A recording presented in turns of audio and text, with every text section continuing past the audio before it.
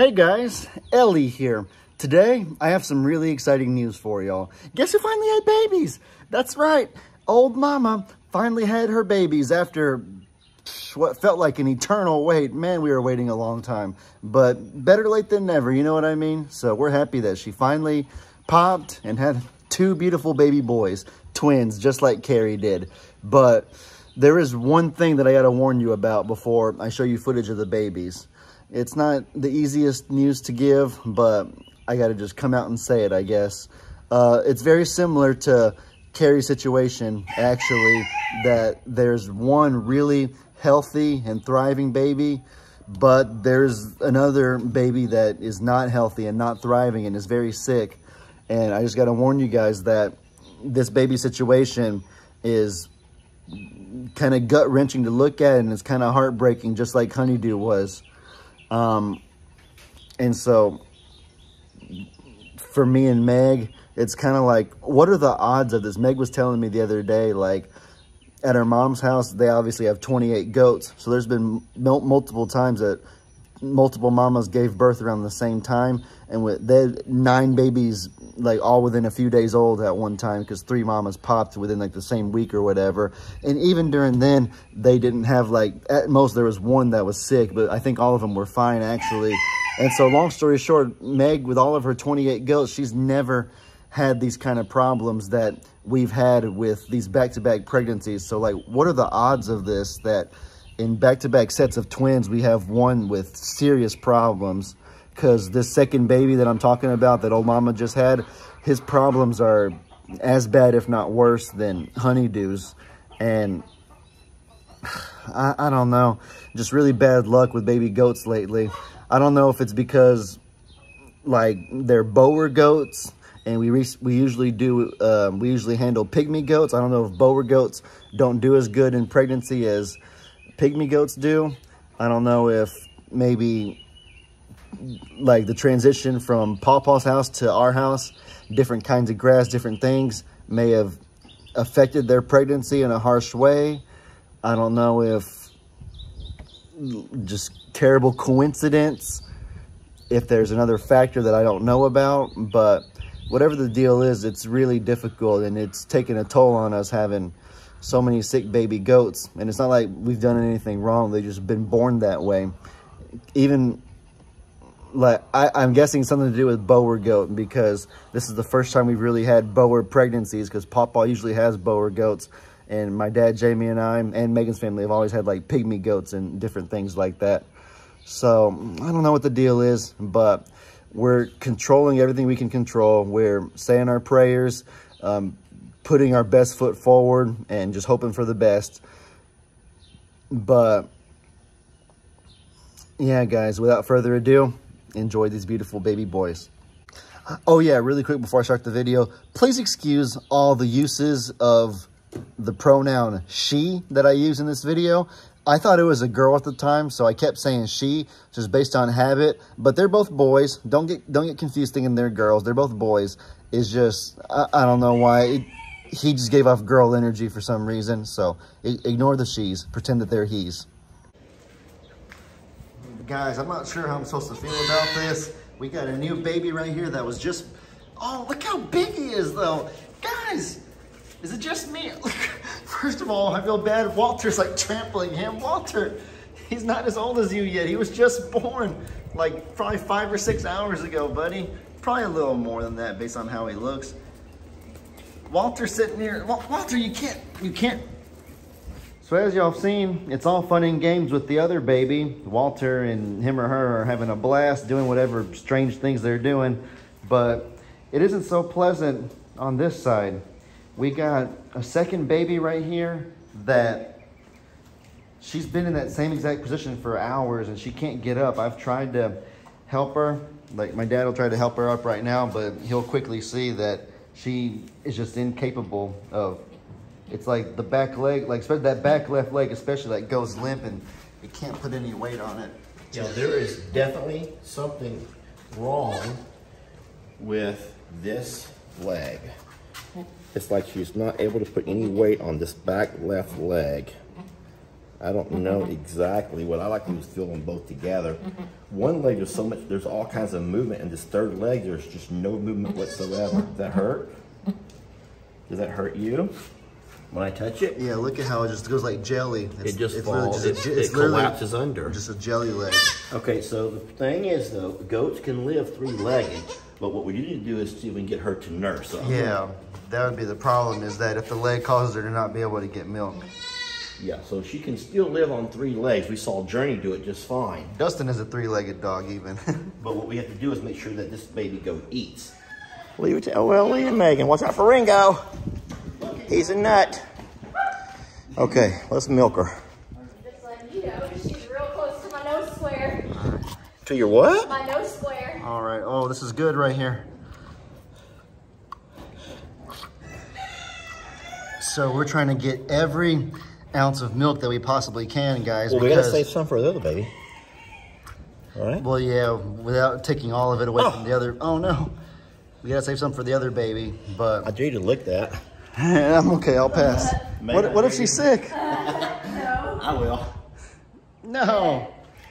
Oh, no. That's disgusting, but you try dog. All right, so as you saw, we milked old Mama really well. We got dang near 4 ounces of her milk in this bottle right here. If y'all remember, that is the one thing that I felt that we could have done differently when it came to honeydew. This is golden milk. That's the golden milk. All right.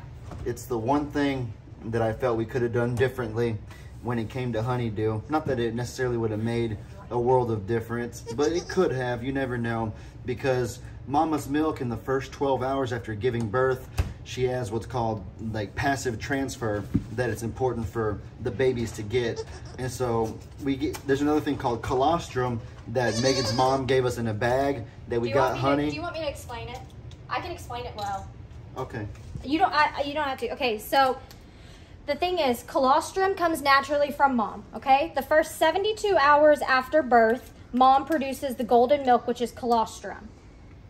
Within that, there is immunities that is passed down, which is called passive transfer. That is still in the colostrum, but only for the first 12 hours. After 12 hours, those immunities are out of the milk. So the first 12 hours is even more vital than those first 72 hours. So you really want to make sure babies have drank at least once, at the very least once, for that first 12 hours, which and so is vital. That passive transfer inside the colostrum from mom is something that you cannot get in a bag. It's something you cannot duplicate, and that's the one thing that honey didn't get that may have helped there if she had gotten that. So we learned from our mistake, and we just milked old Mama so that this baby can get colostrum and passive transfer. And we'll see if that helps her odds at all. I don't want people to get their hopes up, though, like they did with honey, because this situation is already not... Well, I think people have a general understanding that, like, this baby is not healthy like the other one is. Well, have you talked about the legs? Yes. Okay, so... I don't know what's going to do the legs. I'm just saying, I've talked about Presley so much, but if this becomes painful... But goats are fickle. Goats die easily. I know. Goats have a low will to live, so it's hard to ever get your hopes up with goats. Like, this is going to be horrible, but look. And no reaction means there's Pinching. likely no feeling in that leg. Like, nothing. And that's not, like, there's not in this leg either, but... Oh, I'd be excited to construct her a wheelchair or anything like that if that's necessary. So right now it's just keeping her alive, keeping her nourished. I feel like the leg, as important as it is, it's still secondary to her surviving. It's a boy, isn't it? Yeah, it's a boy. I keep saying her, just kind of gives It looks like a girl. It gives me girl energy, but it's a him. Okay, we got some. That's good. Okay. That's good. Oh my gosh, no way. Oh, I can't believe this, guys. So I was outside on the tractor. I got a text from my fiance, and she said, "Lovey, can you come in here? I have a really bad headache, and I hear the goat screaming." And so I was like, "Of course."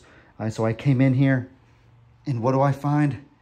I found Noodle Oodle in the bed where the goat last was, and the goat sprawled out on the floor. I don't know whether to laugh or to cry or what, but that can only mean one thing.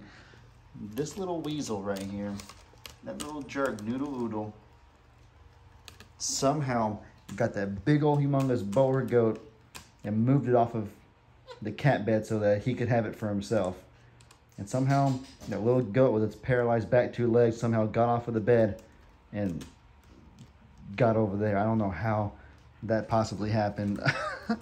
Again, this is like partially comical, but partially really, really sad and like scary. Good news is that I should be done for the rest of the night, so I can keep a closer eye on him, but goodness gracious. That would explain what the screaming was. If he was screaming, that would explain what it was. Oh my goodness, guys, this breaks my heart for him. This really breaks my heart for him. That is so sad.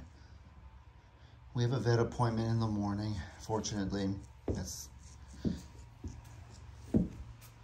in the meantime, we just got to keep a close eye on him, say our prayers, and hope for the best. Alrighty, guys. Well, you know, it's hard to say. I hope you enjoyed this video with something as grueling as that is, but I guess there are positive things to take from the video. There's some cute moments, so I hope you enjoyed those moments, I guess.